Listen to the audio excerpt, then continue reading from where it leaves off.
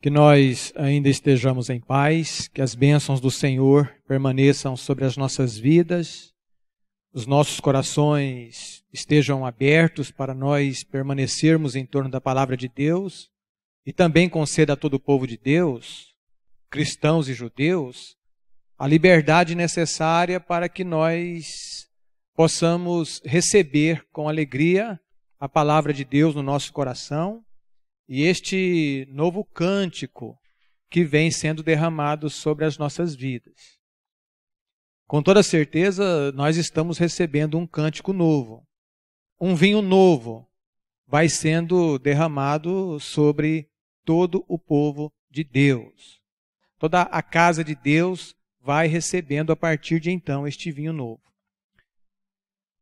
Estava atento ali à leitura da palavra que já nos foi apresentada, e enquanto a leitura ia se desenvolvendo, tinha-me a impressão de que o apóstolo estava escrevendo isto no dia de ontem. Tão atual que é a Escritura, tão atual que é a palavra de Deus, tão atual que são os textos diante dos quais nós nos encontramos. Falava o apóstolo Paulo a Timóteo de graves eventos e de graves situações que envolveriam um tempo muito distante. A impressão é que ele estava escrevendo ontem. A impressão é que ele via exatamente o dia em que nós estamos vivendo. E olha que passaram-se 2000 anos, quase 2000 anos do tempo em que ele escreveu estas coisas. Evidentemente que esta palavra, ela tem um poder, ela tem uma coisa divina nela, um Espírito Santo nela, para ser tão atual aos nossos corações, independentemente do tempo, independentemente da evolução da humanidade, independentemente das mudanças que ocorreram ao longo da história desta humanidade, a palavra de Deus ela continua sendo a mesma, tão atual. Nos Salmos de número 147, não é o assunto que nós queremos falar ainda nesta noite, pretendemos seguir no mesmo pensamento, mas no Salmo 147 há ali uma exortação para que nós louvássemos a Deus. E há neste Salmo vários motivos para que nós louvemos e exaltemos o nome de Deus. As suas obras, as maravilhas que Ele opera nas nossas vidas, como Ele cuida de todas as coisas, como Ele governa o universo, como Ele governa toda a sua criação, como Ele sustenta toda a sua criação, visível e invisível. Mas no final dos Salmos há um destaque no sentido de que nós devemos louvar a Deus por causa da sua palavra. Porque nós que somos o povo de Deus, nós que pertencemos a esta família, que tem nas suas mãos uma grande responsabilidade em relação a todos os outros povos, em relação a todas as outras nações, nós recebemos, irmãos, da parte de Deus, juízos. Nós recebemos da parte de Deus estatutos. Nós recebemos da parte de Deus mandamentos. Nós recebemos da parte de Deus um caminho, uma direção, um norte para seguir.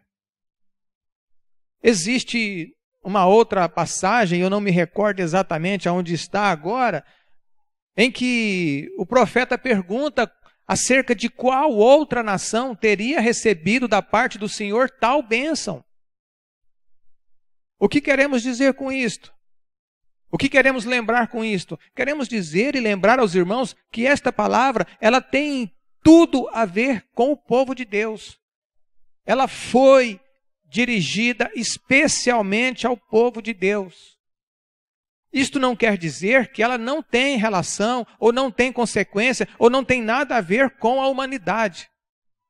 Mas ela tem um caráter especial, ela é voltada especialmente para o povo de Deus, para nós que nos colocamos com bastante frequência diante dela, para nós que estamos em contato com ela, para nós que a ouvimos, para nós que celebramos a Deus por causa desta tão maravilhosa bênção.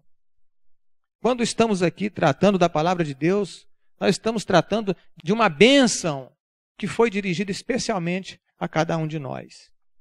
Especialmente ao povo de Deus, seja ele judeu, seja ele cristão. Primeira carta aos Romanos, capítulo 1, a partir do verso 18.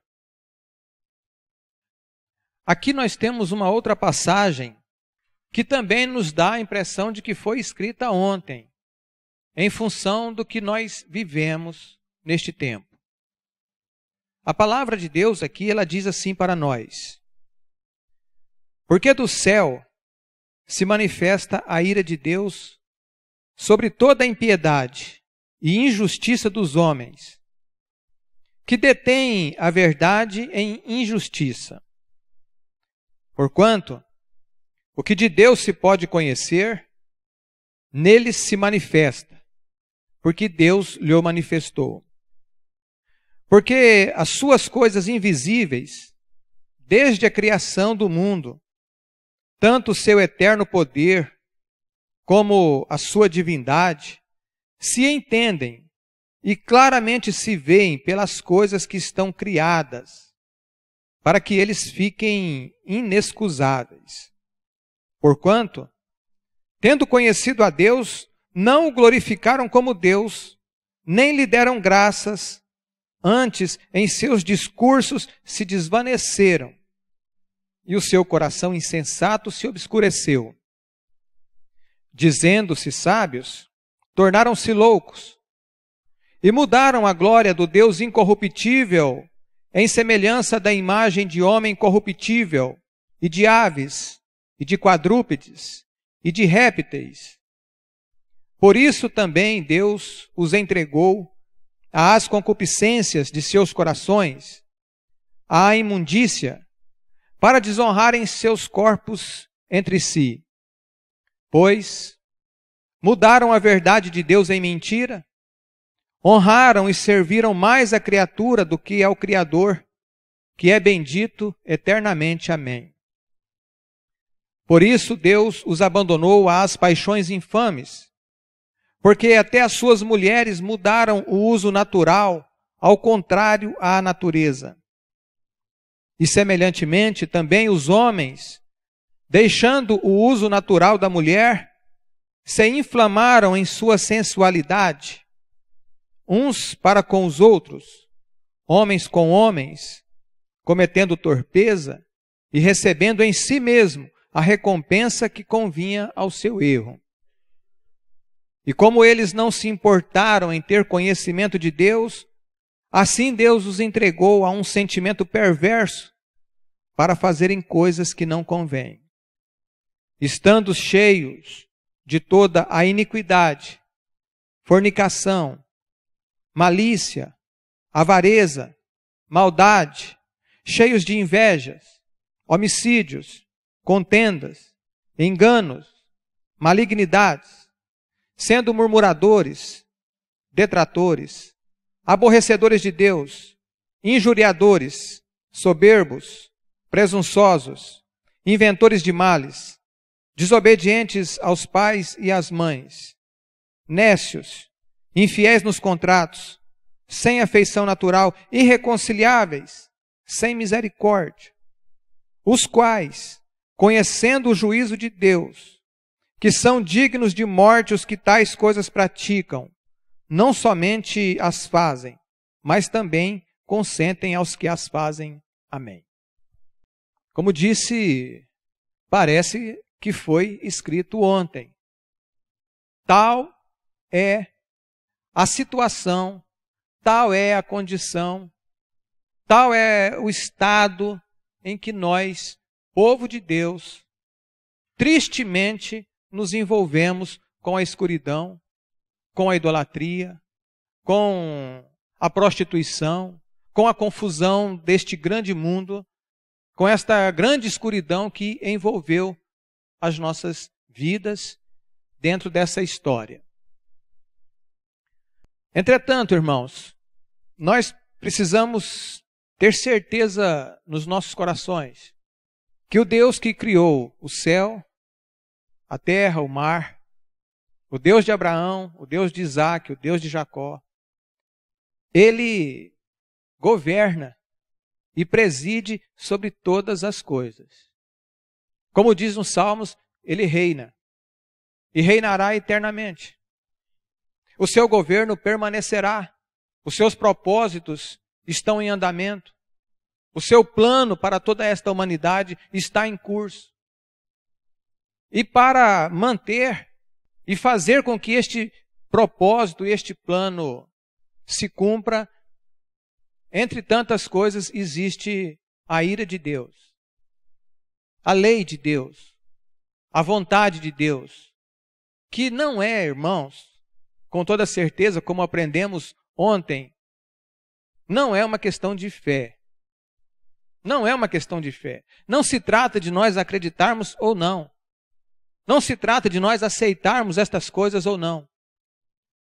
A ira de Deus é uma lei natural. Também pode ser chamada de ação e reação, dizendo para nós que tudo que nós fazemos tem consequência. Tudo que nós pensamos tem consequência. Tudo que nós sentimos tem consequência. Tudo aquilo que nós falamos tem consequência. Tudo que nós vivemos tem uma consequência. Esta ira, ela opera sobre toda a criação. Esta lei, ela rege toda a criação. E aquilo que plantamos, havemos de colher. As Escrituras testificam isto com bastante clareza para nós. É importante, então, que nós tomemos consciência disso, que as nossas almas sejam despertas para estas coisas. É importante que as nossas almas acordem para isto.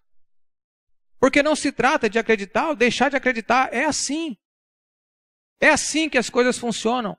É um princípio que acaba colocando toda a criação em evolução, que impulsiona toda a criação. E, consciente dessas coisas, algumas coisas são importantes para nós ainda pensarmos. Bem, se existe um governo assim, se existe uma lei assim, primeira coisa, eu como pessoa, nós como almas, nós como filhos de Deus, nós não temos que nos preocupar em fazer justiça. A nossa justiça, disse o apóstolo aqui, alguns versículos antes do texto, é a justiça que vem da fé. Vivemos num mundo de muita confusão, vivemos num mundo de muitas perseguições, poderemos enfrentar muitos desafios pela frente, não temos que nos preocupar com a justiça disso. Deixa que existe uma justiça soberana de Deus sobre todas as coisas. Julgará todas as coisas de forma reta, com equidade, considerando tudo que está à sua volta. Este é um aspecto. Nós não temos que nos preocupar em fazer justiça. A justiça pertence ao Senhor. Amém? Segundo aspecto, diante de uma situação como essa, nós que somos o povo de Deus, havemos de temer e tremer. Porque este princípio não está estabelecido somente sobre os gentios, não está estabelecido somente sobre aqueles que não têm Deus, está estabelecido também e especialmente sobre o povo de Deus.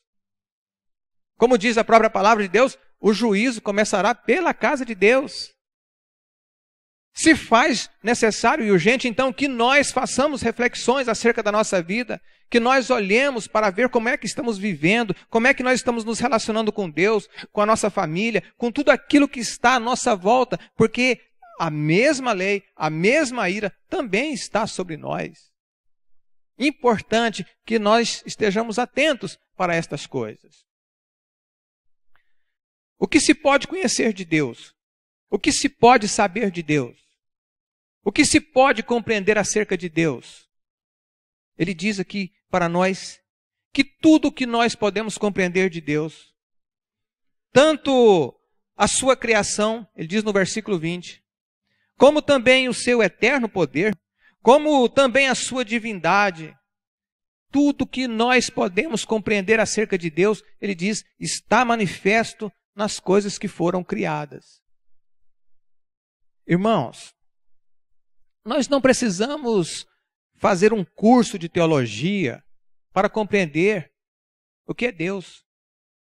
Nós não temos assim a necessidade, ou nós não vamos encontrar um perfeito conhecimento de Deus dentro das doutrinas ou dentro das igrejas. Porque a manifestação do poder de Deus, da sua divindade, da sua perfeição, ela está nas coisas que foram criadas. Está à nossa volta. Olha aí para o seu próprio corpo, por exemplo.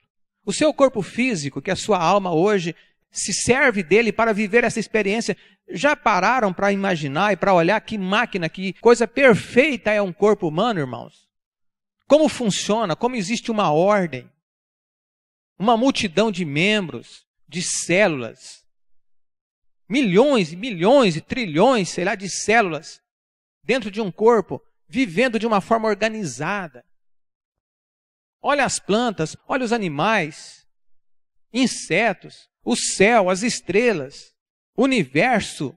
Todas estas coisas manifestam uma inteligência suprema que está por trás. Todas estas coisas manifestam uma divindade, uma coisa muito inteligente, um princípio muito inteligente por trás de todas elas. Nós não precisamos e não queremos dispensar a frequência ou as religiões e tal, mas nós não precisamos de uma religião para dizer para nós o que é Deus. Basta nós olharmos ao que está à nossa volta, basta nós olharmos ao que está em nós. E sabe de mais coisas, irmãos? Tudo que é de Deus está dentro de nós, como nós temos aprendido aqui neste lugar pelo Espírito de Deus. Tudo que é de Deus está dentro de nós.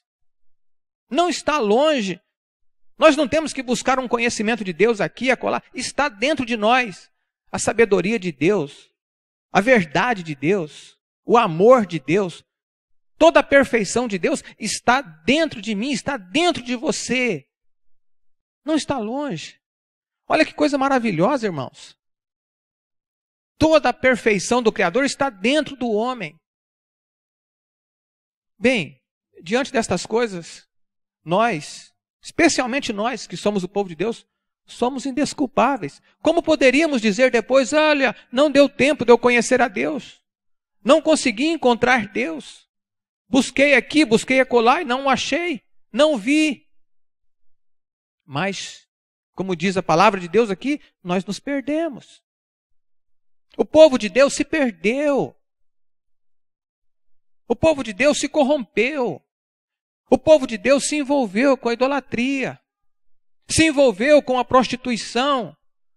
Mergulhou na escuridão. Olha o texto, irmãos. Eu disse há pouco, a palavra de Deus, ela está dirigida ao povo de Deus, aos judeus, aos cristãos. Ela está dirigida aos homens que estão nas igrejas.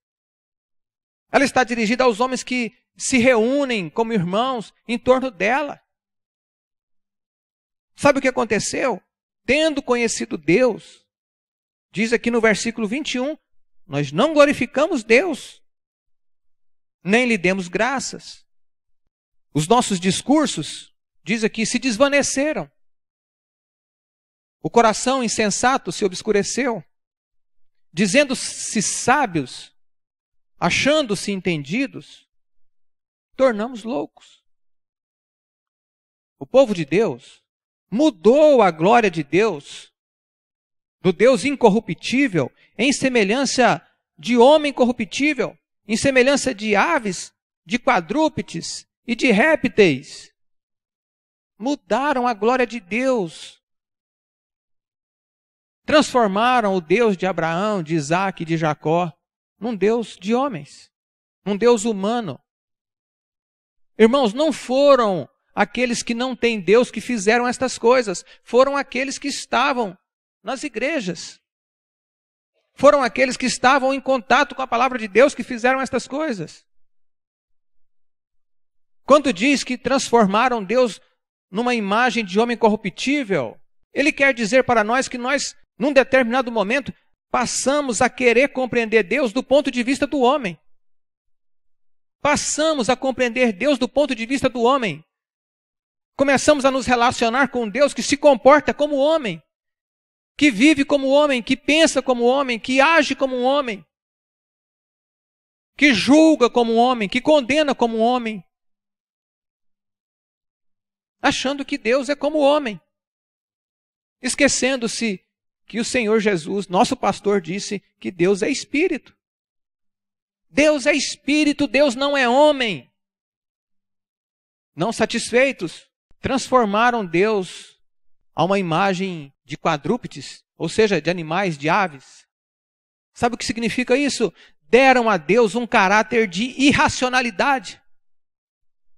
O Espírito tem dito para nós aqui mesmo, o Deus das igrejas, o Deus cristão que está aí no mundo hoje, o Deus das religiões é um Deus irracional, não é um Deus inteligente.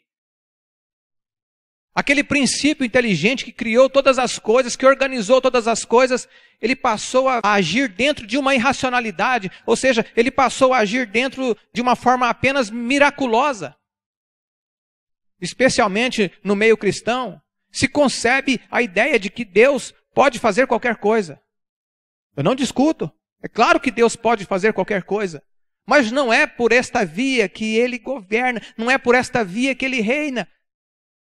É pela inteligência suprema que criou todas as coisas. E que também está dentro de cada um de nós.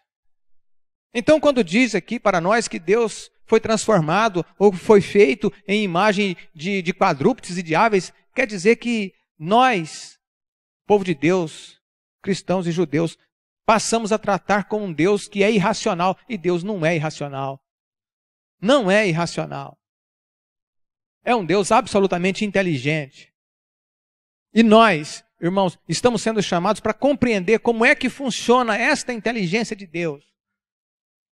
Para penetrar nos segredos de Deus, para termos todo o conhecimento da verdade de Deus, para romper a barreira dos mistérios que foram estabelecidos há muitos séculos. E todos nós podemos entrar ali, neste lugar, no Santo dos Santos, e compreender as coisas de um outro ponto de vista.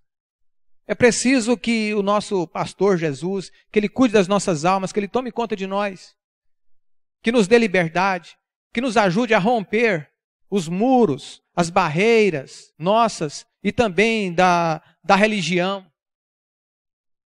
É preciso que nós possamos romper as barreiras da religião, da teologia contemporânea, para compreendermos as coisas de um outro ponto de vista, muito mais inteligente, muito mais verdadeiro, muito mais eterno. Para que, de fato, nós consigamos, então, trabalhar dentro dos propósitos de Deus de uma forma consciente.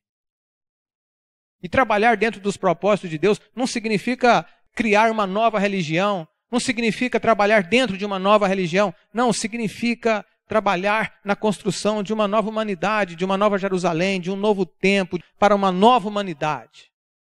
E nós todos estamos sendo chamados para isso, irmãos.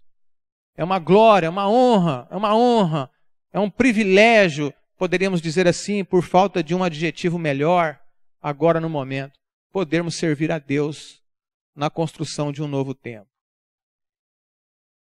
Qual a consequência de nós não termos compreendido Deus na sua sabedoria? Diz aqui que, por isso, versículo 24, Deus entregou os homens às suas concupiscências, aos seus corações, à imundície, para desonrarem os seus corpos, pois eles mudaram a verdade de Deus em mentira, honraram e serviram mais a criatura do que ao Criador, que é bendito eternamente. Amém. Olha, irmãos, a palavra de Deus é clara. Me desculpem pela redundância, mas quem fez todas estas coisas foram os religiosos. Quem fez todas estas coisas foram os homens, os edificadores, aqueles que estão nas igrejas. Quem fez todas estas coisas foi o próprio povo de Deus. Por isso ficamos entregues a uma escuridão. Por isso ficamos entregues a uma sedução, a um espírito de engano, de mentiras.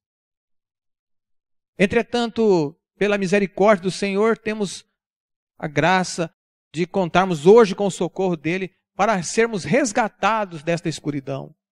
Nós e todo o povo de Deus, num primeiro tempo, e depois toda esta humanidade também será resgatada desta tão profunda escuridão.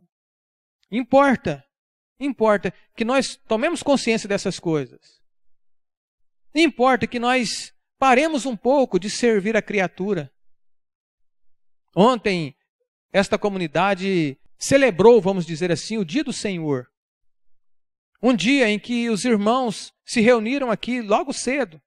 Para quê? Para deixarem de servir a si próprio. Para deixarem de servir às suas próprias necessidades. Para deixarem de servir aos seus próprios desejos. Foi um dia especial e todos trabalhavam com alegria, todos trabalhavam com entusiasmo. Um dia que passou assim, num piscar de olho, nós nem percebemos que o dia passou. Sabe por quê? Porque nós não estávamos ocupados conosco mesmo. A criatura, ela deve deixar de servir a si própria e passar a servir o Senhor. Isso deve ser primordial nas nossas vidas.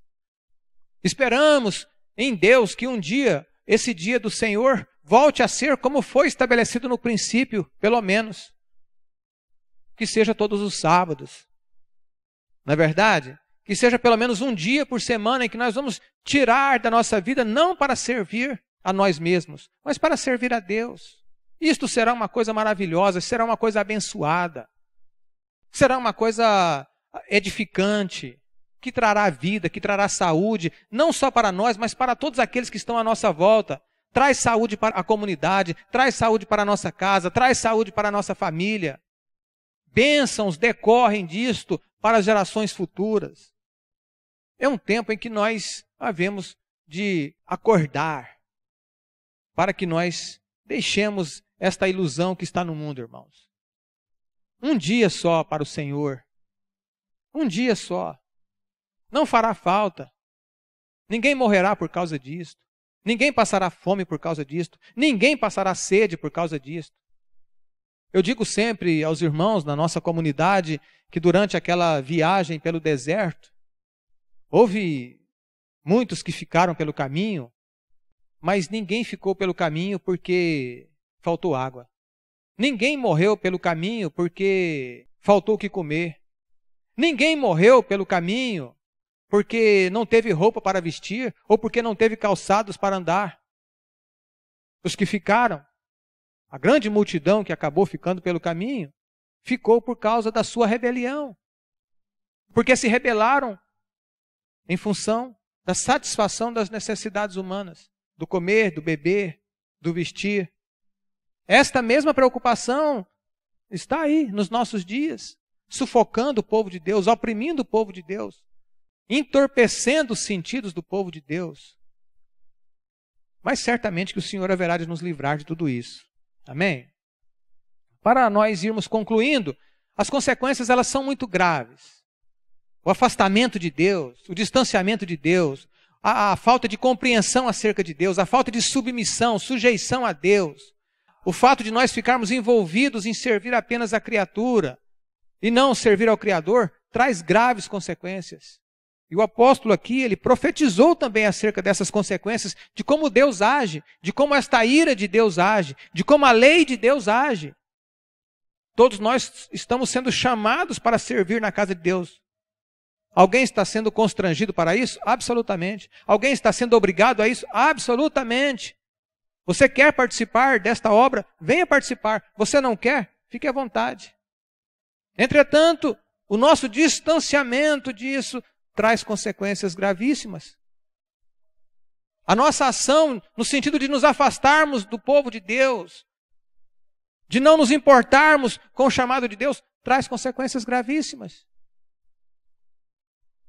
Ele diz aqui, versículo 26, por isso Deus os abandonou às paixões infames, porque até as suas mulheres mudaram o uso natural, ao contrário à natureza. Semelhantemente, também homens, deixando o uso natural da mulher, se inflamaram em sua sensualidade, uns para com os outros, homens com homens, cometendo torpeza e recebendo em si a recompensa que vinha do seu erro. Qual erro? Não compreender as coisas de Deus. Não se importar com o conhecimento de Deus. Não se importar em servir a Deus. Quando nós deixamos a casa de Deus, quando nós viramos as costas para o Senhor, nós ficamos entregues a todo tipo de sentimento, e ele chama de sentimentos perversos, que podem alterar profundamente os sentidos das nossas vidas, que podem alterar profundamente a direção das nossas vidas, que podem nos arrastar profundamente para uma escuridão ainda mais completa. Versículo 28. Como eles não se importaram em ter conhecimento de Deus, assim Deus os entregou a um sentimento perverso para fazerem coisas que não convêm, estando cheios de iniquidade, fornicação, malícia, avareza, maldade, cheios de inveja, homicídio, contenda, engano, malignidade, murmuradores, detratores, aborrecedores de Deus, injuriadores, soberbos, presunçosos, inventores de males, desobedientes aos pais e mães, nécios, infiéis nos contratos, sem afeição natural, irreconciliáveis, sem misericórdia.